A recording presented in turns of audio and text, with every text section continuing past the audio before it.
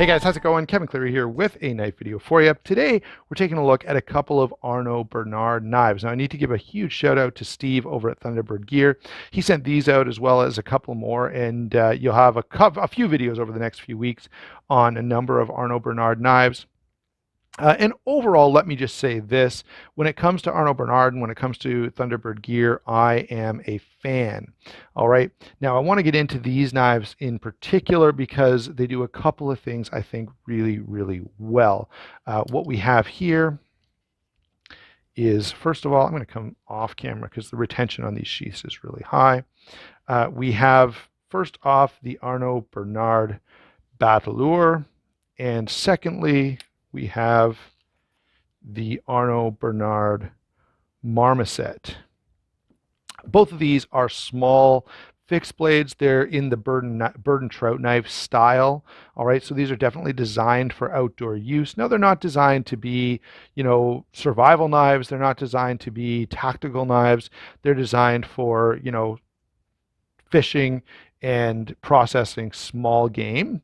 And they will do that very well. But I would suggest to you another usage that I think many of the people who watch my channel might be interested in.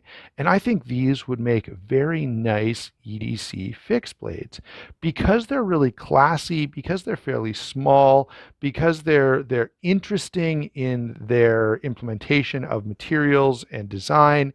I think you could get away with carrying these in a lot of places where perhaps you wouldn't get away with, I don't know, an SE3 or even a Bradford Guardian, right? These just look like gentlemen's knives, and because of that, they're very, very non-threatening. And I think that is something appealing. And actually, the other thing I've got to say about these knives is they are so beautiful and so interesting that I've shown these to a lot of my non-knife friends, and they're just like wowed by them. They're like, man, that is the most beautiful thing I've ever seen.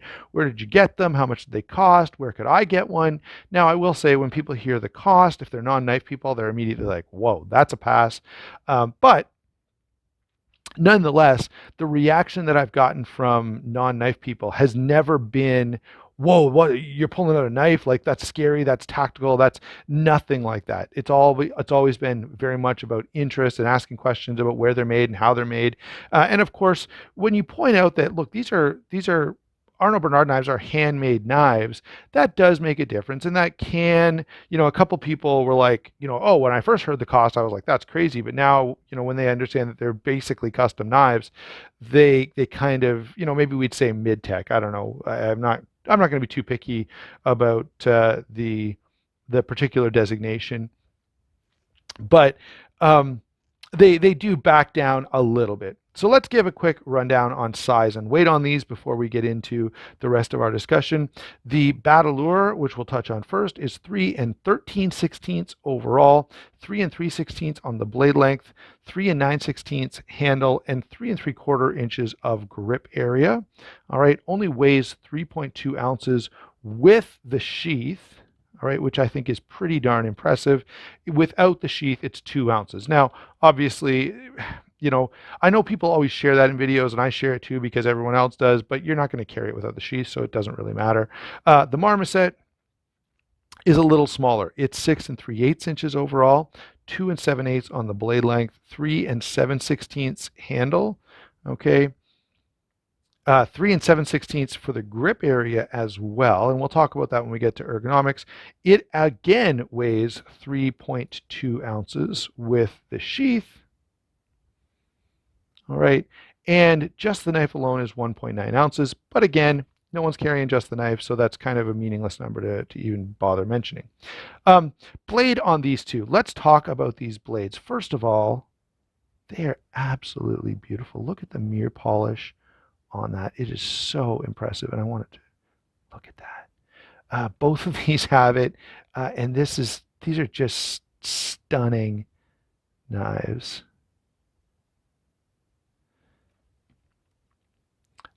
So now that we've appreciated the beauty of these blades, let's point out their N690 drop point, very, very slight hollow grind on both of these, which means they slice like crazy.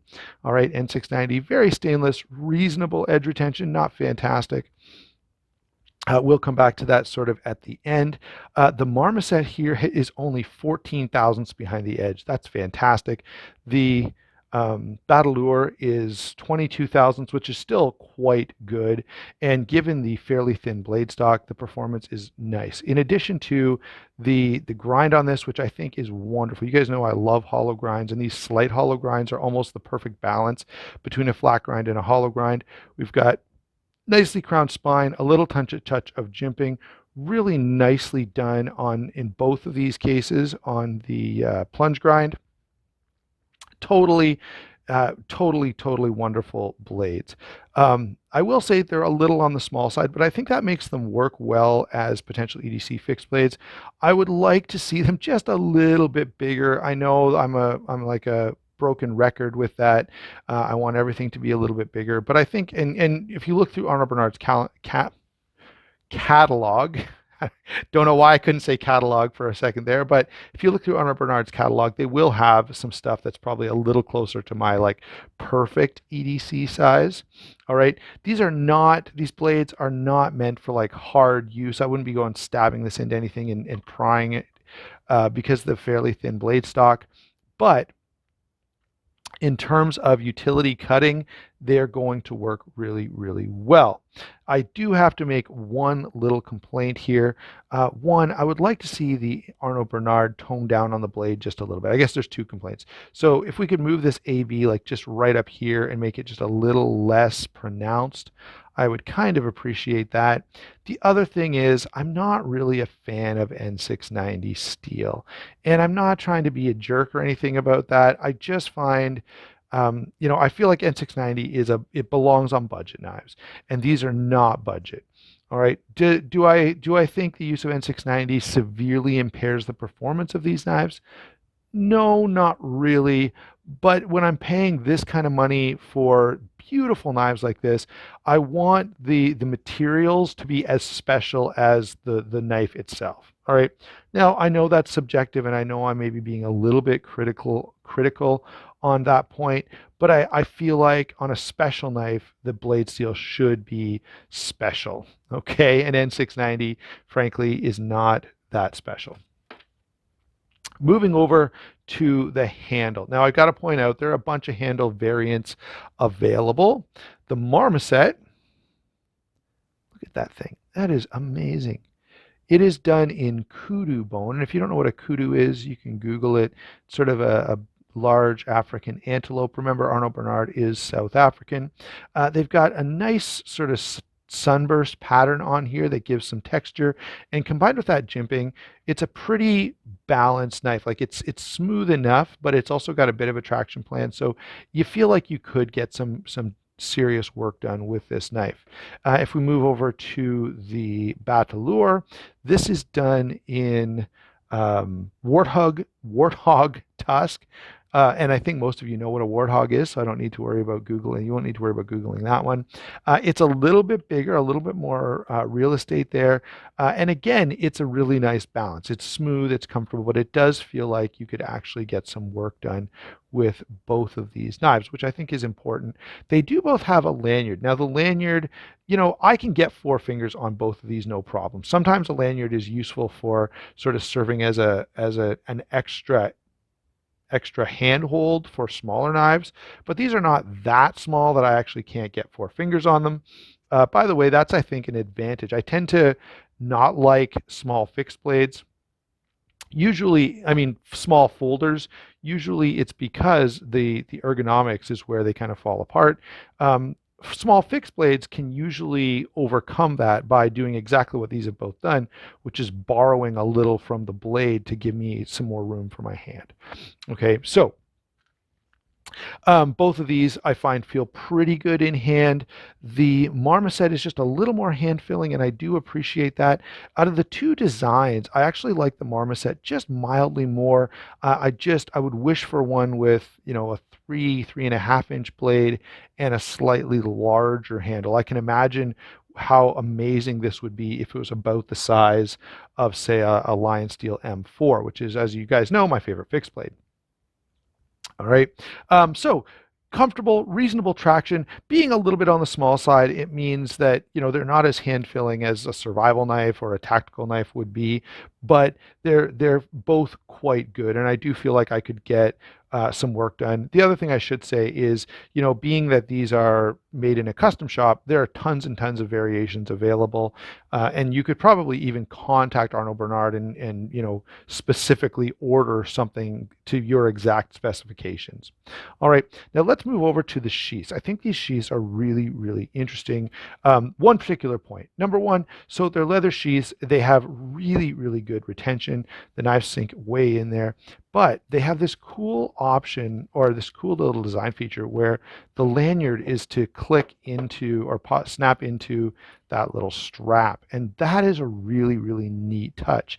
It's a way of improving retention and actually, devising a system to actively retain the knife mechanically that just kind of ties in, and it allows, right, these leather sheaths to function almost like Kydex sheaths. Right now, do you want to carry this upside down? Do you want to carry it, however, wherever? I think that works really, really well. Now, obviously, the strap means you're limited in that regard. You're pretty much going to have to do belt carry with both of these.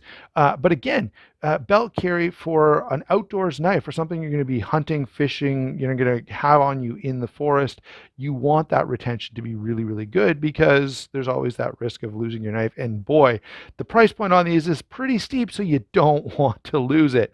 All right. So I have to, I really like the way these sheaths are done. They're kind of low profile. They carry up a little higher, which I do like. And they have this really cool retention option, which to me is pretty darn impressive. All right, so I do have one quick comparison, and as I say, I don't have a ton of Bird and Trout knives, so it's hard to do a lot of comparisons, but I will bring in my Lion Steel M4 and just kind of give you an idea. If this is my idea of sort of a perfect fixed blade, or maybe the thing I'd like to carry most, you can see these are a little small. However, they are for a different application, and I can see getting away with carrying these in a lot of places where I wouldn't get away with carrying this. Okay, so I'm not going to belabor tons and tons and tons of comparisons, but I think most people are familiar with a Lion Steel M4 and will kind of be able to make that one, it'll give you an idea of what kind of size you're dealing with, but also it'll give you an idea of purpose and design as well. Okay, so overall, what do I think, guys? Well, overall, you've noticed this has been pretty positive. I like these knives a lot. I like the craftsmanship. I like the design. I like the utility. I wish they used different steel. N690 is not my favorite steel. At least on knives at this price point, but I don't think it greatly diminishes the utility of the knife, so I can kind of see past it and still find the love. Nothing else about these knives is budget. That's the only thing I would say. Overall, I enjoy these knives a lot. They're beautiful, they're functional. Go check out the rest of the Arno-Bernard collection either on their website or over at Thunderbird Gear. Thanks a lot, Steve, for sending these out, and thank you guys for watching. Don't forget to like and subscribe. We'll talk to you soon.